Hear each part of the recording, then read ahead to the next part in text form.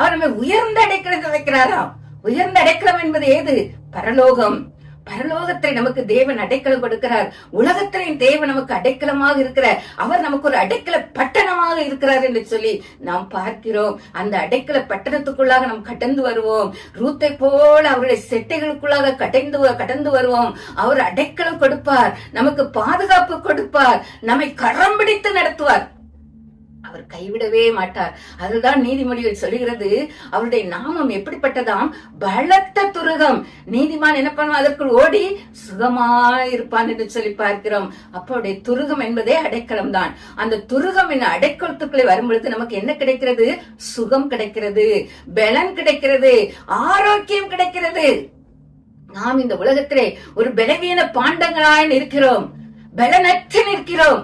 தேவன் சொல்லுகிறார், நீ என்னிடத்திலே வா, நீ என்னிடத்திலே வா, என்னிடத்திலே வரும்பொழுது உனக்கு சுகம்